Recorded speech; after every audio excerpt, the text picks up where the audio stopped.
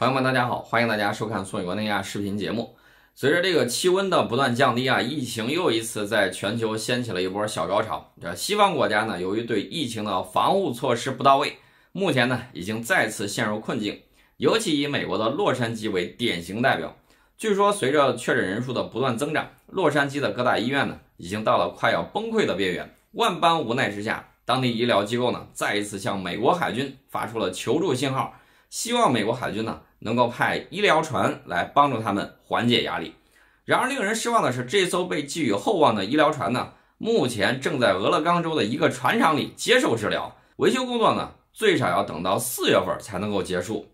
相关消息指出，洛杉矶的疫情呢已经进入了一个极为危险的状态，当地的医护人员呢甚至已被告知，如果患者的存活几率很小，就没有必要送往医院了，因为医院已经人满为患。高负荷的工作强度呢，也让医护人员几近崩溃。那在这样紧张的局势之下，洛杉矶监事委员会的贾尼斯·哈恩呢，已经向加州的州长请求，让仁慈号医院船重返洛杉矶。他表示，现在再多的支援也不为过，他们需要美国海军的医院船呢回到自己的港口。美国海军的这艘医院船呢，名为仁慈号，是美国购买的一艘大型邮轮的基础之上改装而来的。据说改装费用呢高达5亿多美元。而这艘斥资巨大的医院船排水量甚至能够达到7万吨，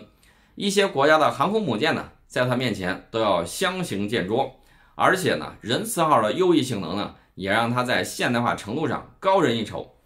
船中呢，可以容纳的人数超过1200人，床位呢也在1000位以上。在特殊的情况之下，还能临时再加床。船内的这个医疗设备呢，也十分齐全，不仅有专业的核磁共振设备、烧烫伤病房，还有供人放松的健身房、图书馆、酒吧等设备一应俱全。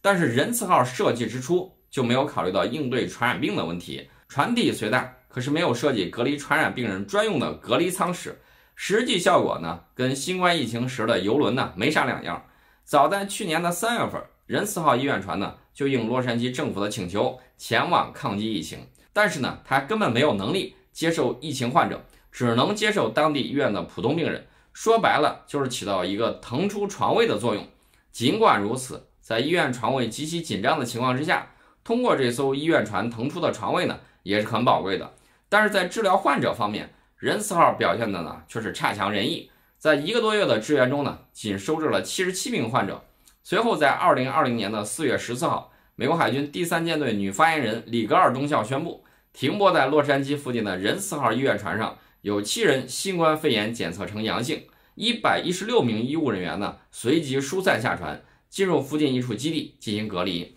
目前全加州仅剩1319张重症监护室空闲床位，大部分地区的 ICU 空闲床位呢已经为0。随着近期疫情的加重，洛杉矶当地政府呢还是希望仁慈号医院船能够再次赶来帮助自己。谁知道在最需要它的时候，它还处在维修的状态。维修也就算了，美军还表示在维修之后呢要先进行海试。难道船比人命还要重要吗？美国海军司令部的发言人汤姆·范莱宁说呢，从去年7月份开始，仁慈号医院船就被放在了波特兰的造船厂内进行大修维护，维修工作计划在2021年春天完成。在随后的1个月的海试工作以及其他维护测试工作结束以后，仁慈号医院船呢才能再度恢复到正常水平。届时该船的寿命呢也可以延长到2036年。同时呢，对甲板的改造也可以让该船呢实现对地搭载工作，进一步提升该船的性能与实用性。